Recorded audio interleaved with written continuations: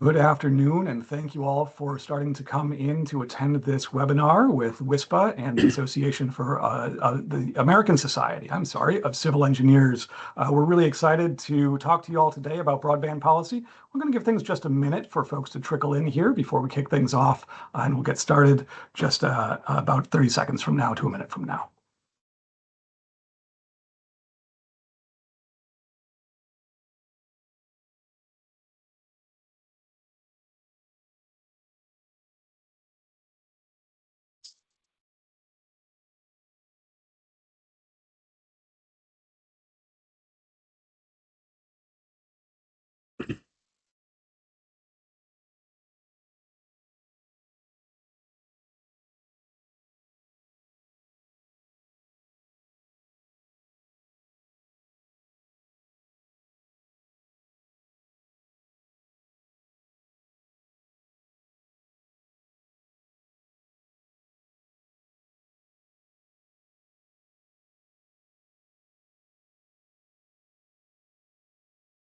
Okay, and 2 o'clock Central having arrived and people starting to come in. I really appreciate everybody for attending this webinar. We're excited to start talking about broadband policy.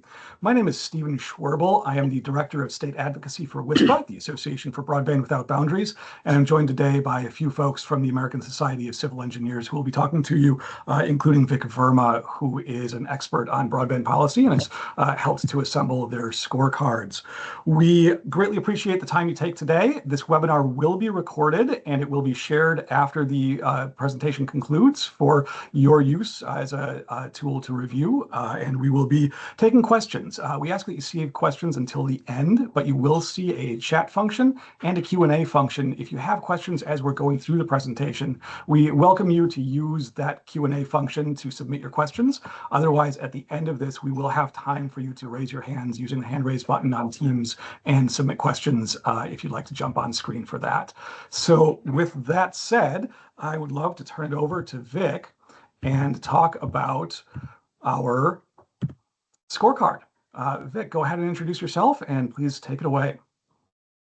Thank you, Steve. My name is Vic Verma. I am with the American Society of Civil Engineers. I previously wrote the chapter for the Wisconsin Infrastructure Report Card on broadband in 2024. I'm also a member of the ASCE Global's Committee on America's Infrastructure, which handles the report card and other important infrastructure and policy topics. Today, I'm going to be talking about the findings on the ASCE Global, as in the States, National Report Card on broadband specifically. We do have 18 categories, but wanted to focus in on broadband, obviously, since this is the focus of the subject. We often think of infrastructure as just roads and bridges, and then we add airports, water, and then other energy, but broadband is part of infrastructure, and we want to emphasize that it is part of infrastructure. So it's important for us to add that to our report card, and we have at the national level, and we have at the state levels, as you will see. In terms of our methodology, there's basically there are 8 areas that we look at. We look at capacity, which is essentially, does broadband infrastructure capacity meet current and future demands? Next, we look at condition. What is the infrastructure's existing condition and near future condition in terms of from a physical standpoint? Funding. What is the current level of funding from all levels of government for infrastructure as opposed to the estimated needs? So there's what we spend, and then there's what we need. Is there a gap? For future need, we look at what is the cost to improve the infrastructure. Will future funding prospects address that need? Operation and maintenance. What is the ability of the owners to operate and maintain the infrastructure properly? Public safety. To what extent is the public safety jeopardized by the condition of infrastructure, and what could the consequences be of failure?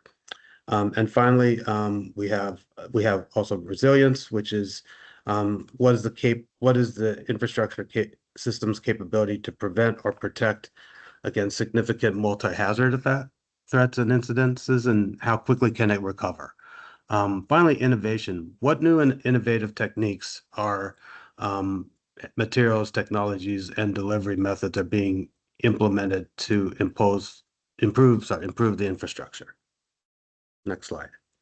So what do the grades mean? Okay, so you can see it's basically this grading scale is the same as we had in school. Exceptional is fit for the future, in excellent condition.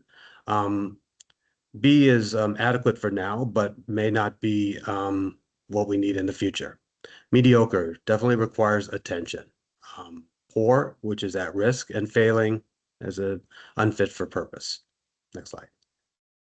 So you can see the grades overall. As you can see, overall, ASCE has 18 categories that it looks at infrastructure. And as you can see there's a reason that new is written by broadband, because it is indeed new.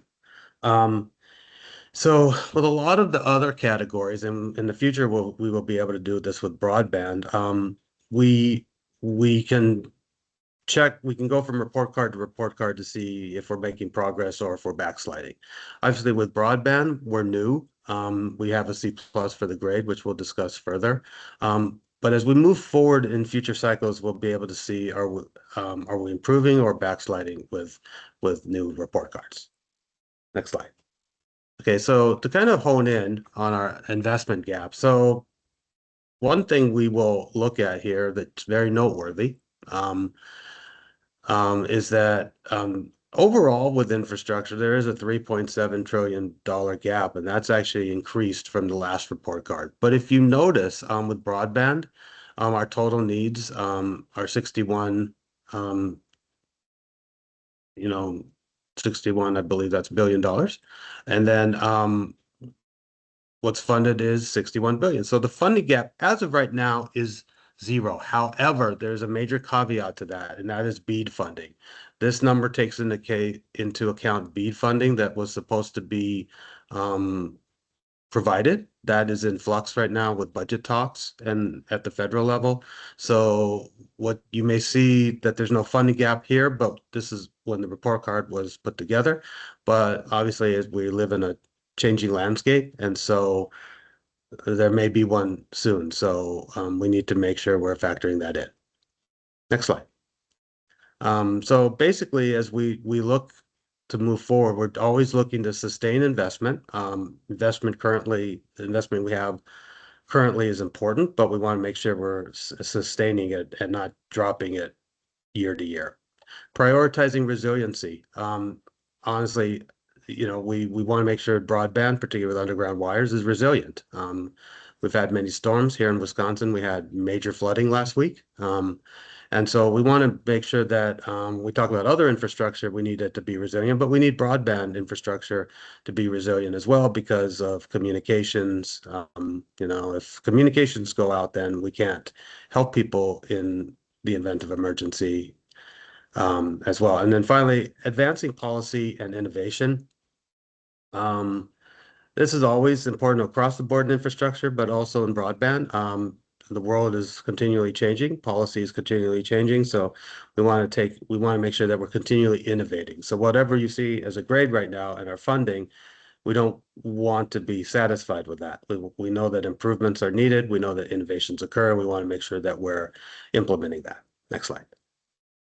So as you can see, we have a grade of a C+ for our infrastructure right now.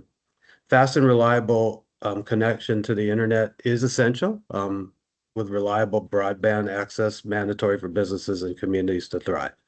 In 2000, only 1% of U.S. adults had broadband access at home compared to 80% today. However, there's still millions of people that don't have broadband subscription, whether it be at home or on a mobile device. And so broadband access and adoption continue to face several challenges, including accessibility within households, extreme weather, as we talked about before, posing challenges, and new technologies creating a rapidly and ever-changing environment.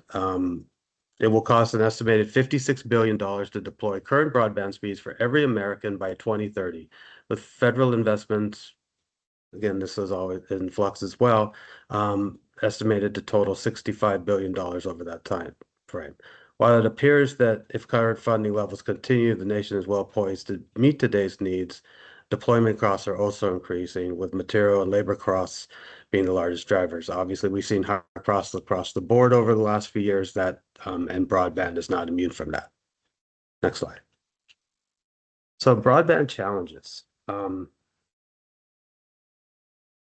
The proposed BEAD, as we mentioned before, the proposed BEAD program would meet investment need. However, funding has not been fully dispersed. And so until that's the case, our challenges will remain, will not only remain, but may be exacerbated. As we also talked about, severe weather and other natural disasters can disrupt or disable infrastructure. So we always need to be mindful of that.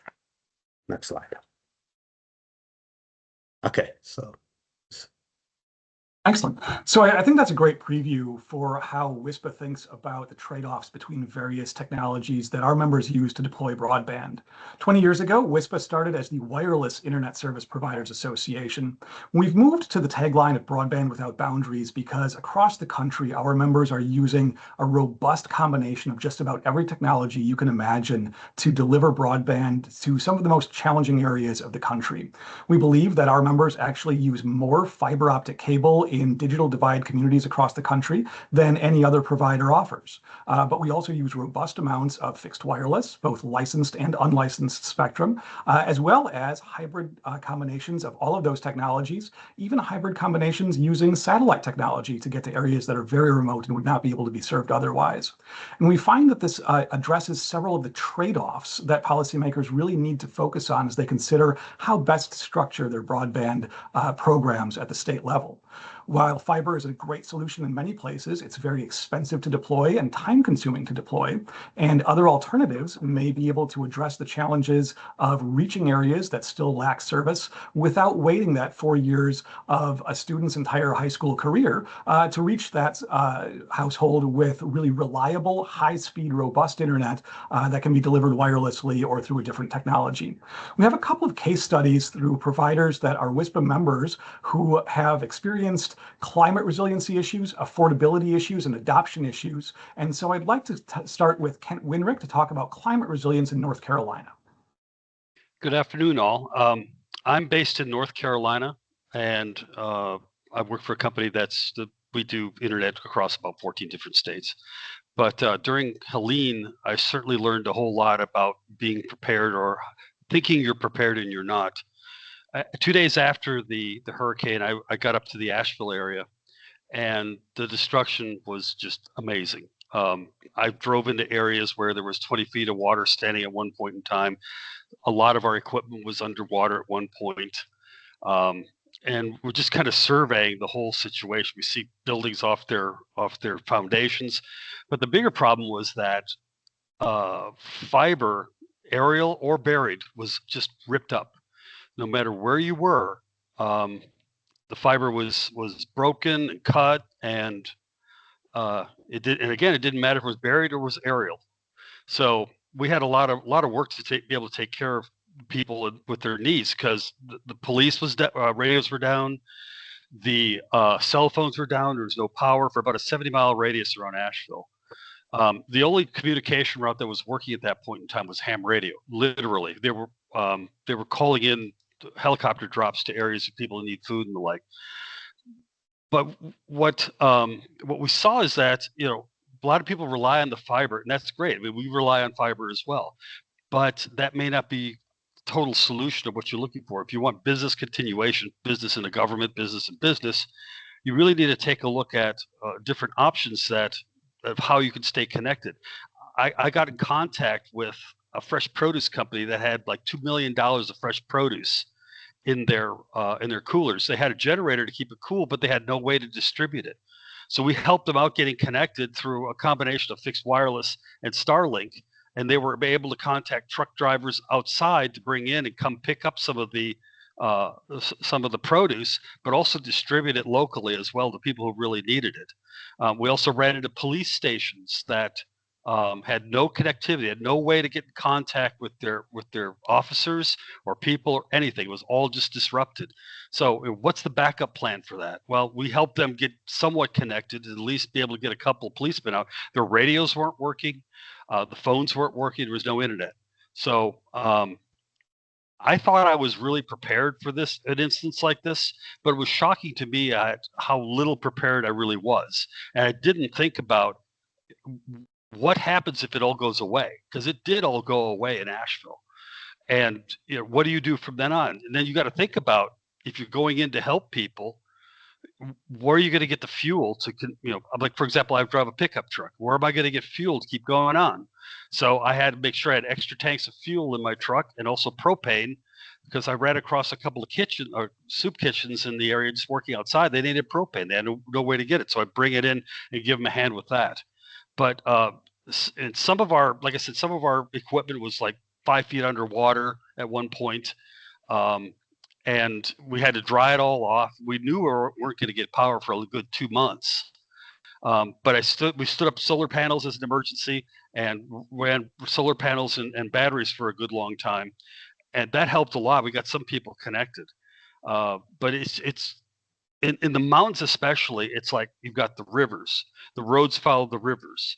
The poles follow the roads that follow the rivers. The rivers flood, take the poles and the roads out, and you don't have very many options if you're running fibers through some of those areas. It becomes very difficult. So, in my opinion, you really need to look at different ways of getting internet into specific areas as an emergency backup, or as a first plan even. It really was an amazing thing to witness, and it was very satisfying to help people in an instance like that. That's great. When Kent mentions aerial fiber versus buried fiber, what he's talking about there is fiber that's deployed along power poles versus fiber that's buried underground. And what's interesting for policymakers, I think, to think about as you consider how best to structure your state's networks. An FCC report that was looking at hurricane conditions in other areas of the United States. Still Gold gave fiber that's buried underground a gold star as the most reliable source for continued broadband service, but it looked at aerial fiber versus fixed wireless and said, if you have aerial fiber along steel poles, that is about comparable to the reliability of fixed wireless. Aerial fiber along wooden poles is actually a less reliable solution than fixed wireless. And in many circumstances, for example, in California, where wildfires happen frequently, those wooden poles will burn down, and our members will be able to have steel towers that deploy fixed wireless signal that allow firefighters to battle those blazes. And it's a real reliability factor that addresses a range of circumstances. One solution is not the answer. Multiple redundant solutions frequently give you much stronger support. And so, Kent, you talked about a community that you served where some of your customers who had fixed wireless service were online through the storm, whereas some of their neighbors were not. Do you want to just speak about that for a moment? Yeah, we had out in the mountains of North Carolina, we had a customer. All their neighbors around them were served by fiber, and we served this customer via fixed wireless. And all his neighbors came over to him to use their internet because they were the only one up in the neighborhood. So it's the diversity of having different technologies is very critical, in my opinion. That was very eye-opening to see that. Super. Other issues that the scorecard really fleshed out, I think, in important ways were how affordability and adoption are looked at. Do we have not only this infrastructure that we need for today, but for the future as well? How are we using that infrastructure, and how much is it costing for the state to ensure that everybody has access? Elizabeth Bowles serves areas of the southern United States and can talk about how she uses all of those different technologies to address affordability and adoption. Elizabeth, go ahead. Hi, so my name is Elizabeth Bowles. I'm the CEO of Aristotle Unified Communications. We are a hybrid fiber fixed wireless provider headquartered in Little Rock, Arkansas. We serve predominantly the Delta areas of Arkansas and Mississippi. So affordability is a challenge in a lot of different fronts, from the fact that these counties are persistent poverty, and so you have adoption rate issues and affordability from the consumer side, but also they're more expensive to deploy because of lack of density and rurality and lack of existing infrastructure. And so when we look at affordability sort of as a big number, it has to be affordable to deploy, and it also has to be affordable to maintain. But in addition, it has to be affordable for the consumer to buy. And all of those things have to come together in these rural areas for broadband to be truly successful and everywhere. Broadband is, in my opinion, not a luxury. It is a matter of safety. You just heard Kent talk about hurricanes, the ability to get on your cell phone and call a loved one. If the cell towers are down, you need to have backups for that. So for me, having a resilient and robust broadband is great, but if it's not affordable, it might as well not be there at all.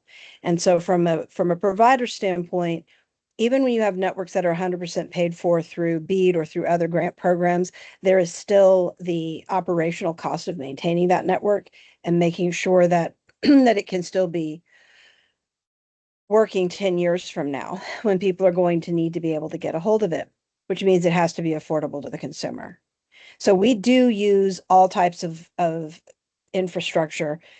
Our fiber deployments are predominantly in ground for the reasons that we believe that that is more secure, and our fallback is fixed wireless. I think that if we're serious about making networks truly redundant, you would have both of those things overlaying everywhere. But the reality is that there are some areas that are just better served by fixed wireless, and there are some areas that are very conducive for fiber deployment. And when you start going into areas like the Arkansas Delta, it's actually both, because you have areas that are fairly easy to deploy with fiber. It's farmland, there's not a lot of mountains, so it's not that expensive to deploy fiber, but the number of customers that can onboard those networks may not be sufficient to sustain the network going forward. And so to that extent, fixed wireless is a better choice because it can cover more people more affordably and quicker. And I'm going to put this in. I know it's not exactly around infrastructure, but I do want to address the Affordable Connectivity Program. We were a big participant in that. We feel very strongly as a company that that particular program made a difference in people's lives, so much so that when it went away, we continued to offer the same discount on our customers' bills. We believe that it is important that customers are able to afford broadband, and we think that there's a place for that. And I know we're not really talking directly about BEAD funds, but it is actually good use of non-deployment funds to provide a voucher that the consumer can use to pick whatever provider they want to help them. And that solves two problems. It increases the take rate, which makes it more possible for the networks to be sustained by the providers. And that does go into resilience, because you don't want networks shutting down because they don't have customers to support them.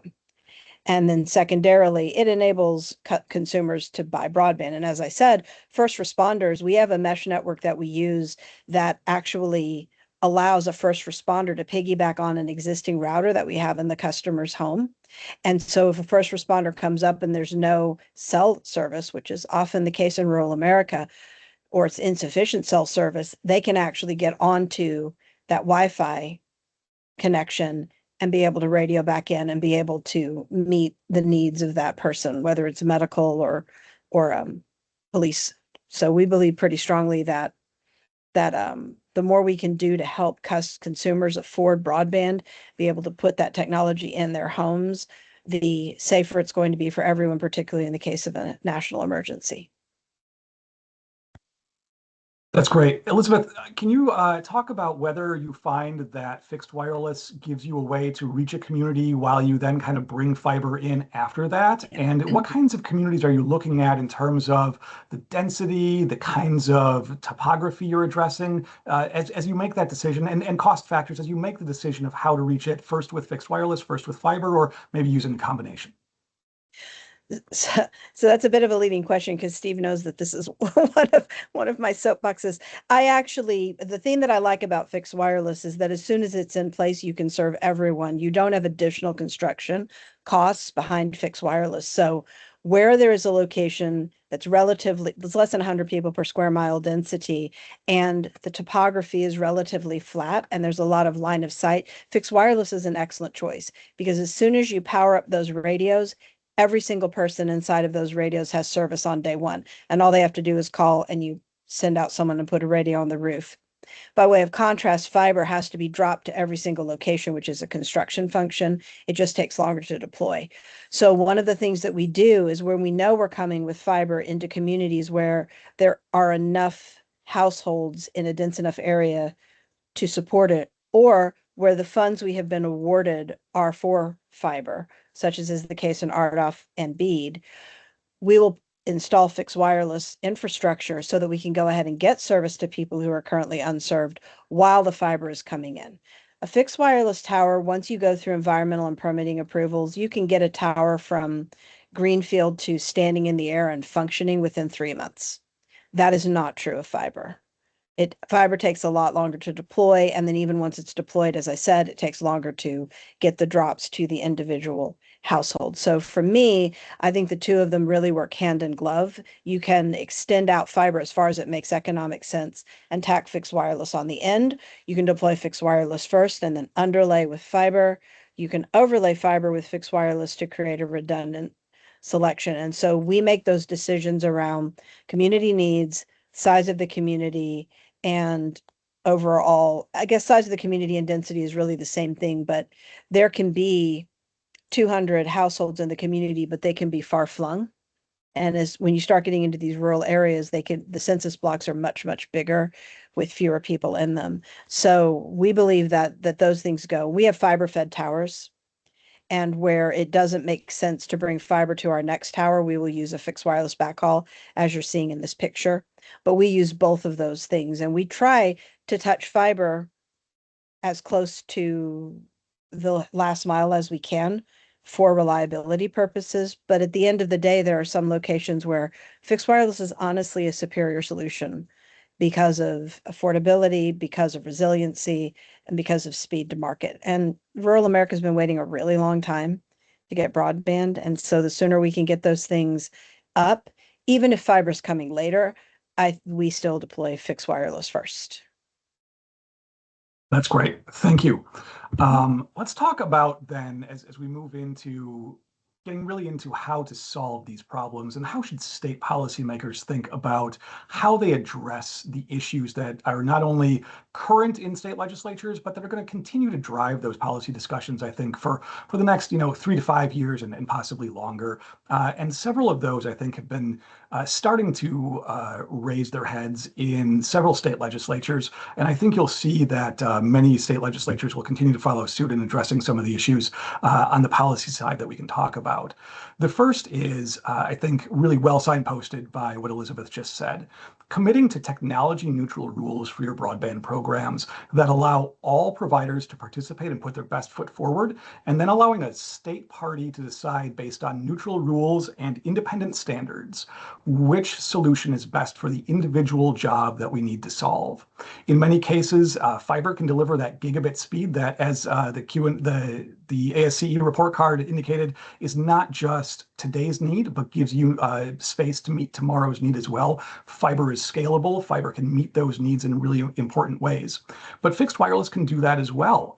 We have members who are delivering gigabit networks in their fixed wireless deployments today. Ironically, the most high-speed internet you can get in the city of Las Vegas is a fixed wireless deployment, not a fiber network. And so you want to make sure that all of your solutions are available to you. What LEO low Earth orbit satellite is doing is continuing to innovate, and you don't know where the innovation will go tomorrow or next year or 10 years from now.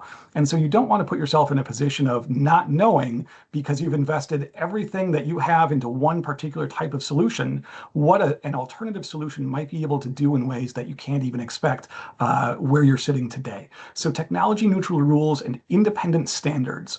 Set a standard for speed, set a standard for latency, set a standard for reliability, and then let every provider come to you with their best case solutions and make sure it's robustly tested, but then award that support to the provider that is best able to meet your needs and meet all of the trade-offs that you may have to consider, whether it's time, cost, scalability, infrastructure needs. All of those should be built into those technology neutral rules that you're addressing. The next is, as I think we discussed, affordability. affordability is really a growing concern that states are taking a really hard look at. I think everybody here probably knows and loves the Affordable Connectivity Program that the federal government supported for several years. And unfortunately, WISPA was really disappointed to see that lose funding and go away. But we really encourage states to look at how best to support affordable programs for low-income residents. We have 4 case studies really that can look at that issue. One is New York, which just recently implemented a mandate for all providers serving 20,000 or more subscribers that they are required to offer a low-income plan, a low-cost plan to their low-income customers in areas that they serve. The state defined what that rate is and who it applies to, and all providers are required to offer that to qualifying individuals. The exemption to that program is very difficult for a small provider. In many cases, the exemption application alone takes maybe tens or hundreds of man hours to complete. For a small ISP that's serving several communities, maybe 300 subscribers in a rural area, they have maybe 3 to 5 full-time employees. Most of those employees are deploying their networks, connecting customers, making sure network upgrades are completed on time, and maybe 1 or 2 of those reliable employees are in the office all day, every day. They don't have the time or the staff bandwidth to really be able to engage, even with requesting an exemption where they might otherwise want to. So making sure you're tailoring your solutions to the kinds of companies that you have and the kinds of companies that are filling the gaps that you most want filled is really important. California has actually 2 alternative approaches. The first approach that the legislature considered was a mandate option, kind of modeled on New York's program. That model failed in the legislature because the NTIA said that it could not apply to BEAD funded areas. And so after taking a look at things, saying we can't get to the right number, the right trade-off of what the price should be and how many small providers would be really negatively impacted and may actually be forced to leave areas that they currently serve, especially in rural and underserved communities and historically marginalized communities. We can't get to the right number that would really support our local incumbent providers. And we also can't deploy this because of BEAD. And so because we can't solve those 2 really challenging problems, we're going to shelve this legislation for right now. But what they did is the very following session, the California Public Utilities Commission introduced a pilot program that models itself on the Affordable Connectivity Program, an optional voucher program that creates a reimbursement for the provider that they're able to lower the cost of a monthly plan for their subscribers who meet the qualifications. That has been really interesting and has really gotten off the ground in important ways. And then just this year, the New Mexico legislature funded their own state program that's modeled on the Affordable Connectivity Program, and they've put state dollars behind how to run that program. So those are the current models that are out there. Really important that we're focusing on market support, working with your providers and making sure that you are not driving small businesses out of areas that they might want to serve, but that you're embracing your provider community in your state and making sure that you're working with them to find solutions that they want to partner with you to adopt. And then the last issue is how we address the network safety of the broadband networks that you have in your states. The FCC and the federal government have been doing some really important work in addressing how secure our devices are, whether it's just the very recent FCC router guidelines that say that Chinese-made routers will not be acceptable going forward because they're deemed a security threat. And so we're going to make sure that the technology that is in the devices that we use in our homes, in our businesses, in our government facilities are secure and trustworthy. And I think that's a question that a lot of states have begun to ask as well. How can we make sure those networks are secure in the physical infrastructure that we have? Several states have begun to consider state-level bans on either Chinese technology or foreign manufactured technology. That creates a very dangerous precedent because what the FCC has said in past efforts is to say we will create a reimbursement model for you so that you can pull out that dangerous technology, hardware that we may not trust, hardware that we may think is in some way potentially compromised or maybe potentially compromised by malicious foreign actors, and we'll reimburse you for replacing that technology with hardware that you believe is trustworthy and that we have vetted. state level bands have largely said we will not offer any support at the state level in funding for you to replace technology. So when you're thinking of a network that may serve a few thousand customers in your state and cover several counties, perhaps half your state or even your entire state, that is a huge amount of infrastructure to physically go in and replace, and those projects can be very costly. So as we think about how to increase security, the first issue is that BEAD funded projects are required to have safety protocols in place and address network safety issues. But all other broadband network providers may also be taking upgrade decisions based on state and federal guidance. It's important to work with your providers to make sure that they have the support they need to be able to upgrade the equipment in ways that are important and meaningful. New Mexico also addressed that issue this year in the same bill that created their Affordable Connectivity Program at the state level. They also changed some of the rules around their state broadband grant program. And they said no longer are we only going to allow capital expenditure network expansion programs to apply for our state funds. We're also going to allow network maintenance issues to be addressed in our state grant program. That gives providers a real incentive to say, I have technology that I think could be better or could be safer or could just deliver better results to our customers. I want to make sure I get that out appropriately, and I want to make sure to deploy that, and I can get state support to do that. So as you think about how to best appreciate network security, make sure you're working with your providers as you do that. And with that, we'll turn it over to ASCE for their recommendations as well. Thanks, Steve. And so one thing I forgot to mention in my presentation before, real quickly, is that obviously we've done a national chapter. We do our national report card. We also do state report cards, and we started doing state report cards in 2024 with respect to broadband. We've been doing report cards for much longer than that at the state level, but we add, in addition to the national level, in 2024 we did Wisconsin and Montana. In 2025 we did, in addition to a national report card, Texas and West Virginia. And then upcoming are Virginia, Pennsylvania, Alabama, and Illinois. And I think this highlights the fact that while looking at it at a national level is extremely important, looking at the variations from state to state are also very important, and the different issues that we have. As an example, in Wisconsin, often we talk about urban versus rural with regards to the broadband divide. But in Wisconsin, in many ways, it's been north and south of the state. The northern part of the state, which is much more, lots of trees, lots of challenges with accessibility to get broadband in, has been a challenge over the last few years. Here in Wisconsin, we have Highway 29, which is kind of a traditional dividing line from north to south, and people have kind of gotten used to, if you got north of 29, your broadband access may not be as good, and so it's just. And I think we are making steps to improve that, but there is quite a long way to go.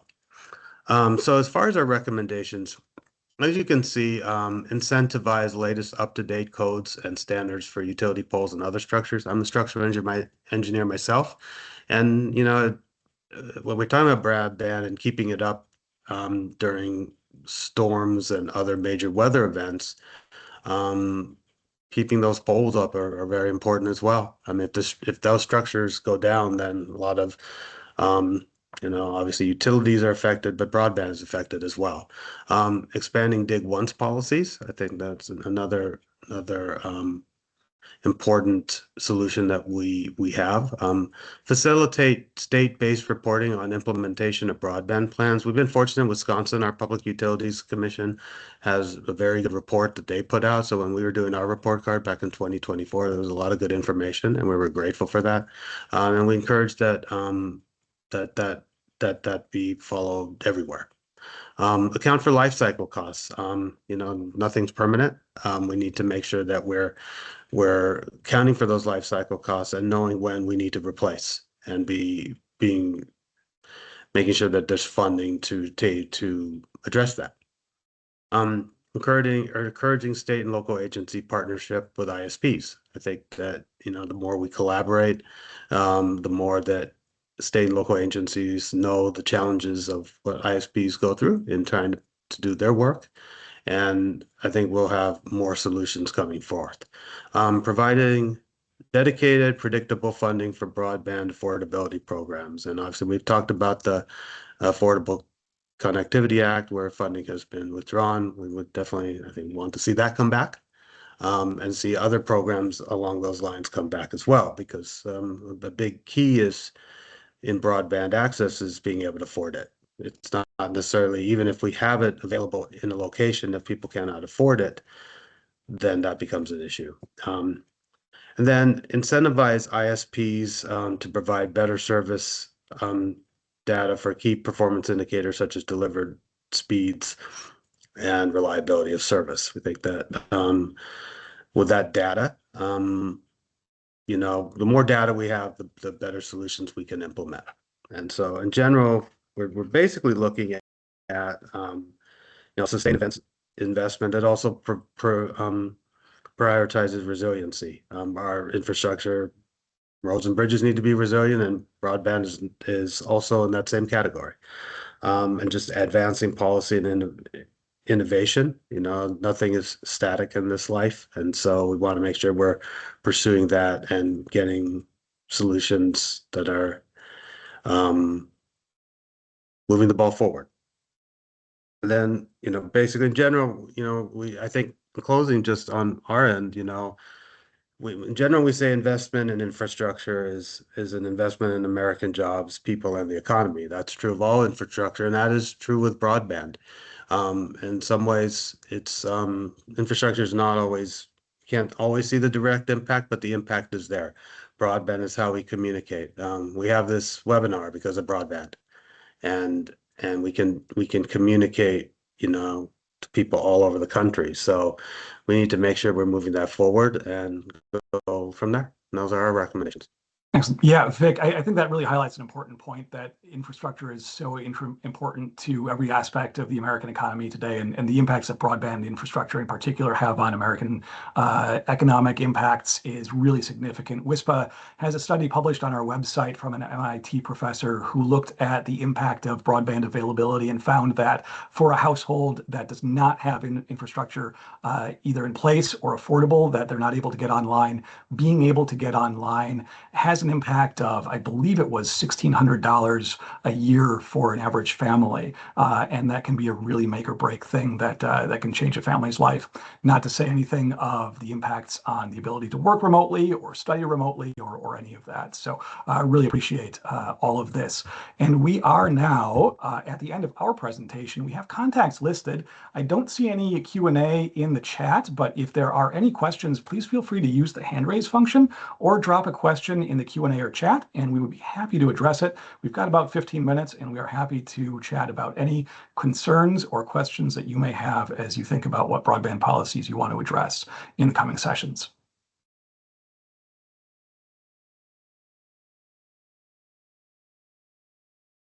Well, seeing none, again, please do not hesitate to reach out to any of the folks you see here on the contacts. ASCE has a great team of policy experts, and I am available and happy to connect you to our members that serve your districts at any time that you may wish. If there is anything that we can do for you, either now or in the future, we are more than happy to help out in any way we can. Again, as a reminder, this webinar has been recorded. We will be posting it. I believe it'll be available both on ASCE and on WISPA's websites, but we're happy to direct you to the right places on that. And if you do have any other questions, please don't hesitate to reach out. Thank you all for attending. We've really appreciated this opportunity to talk, and we look forward to more. Thank you.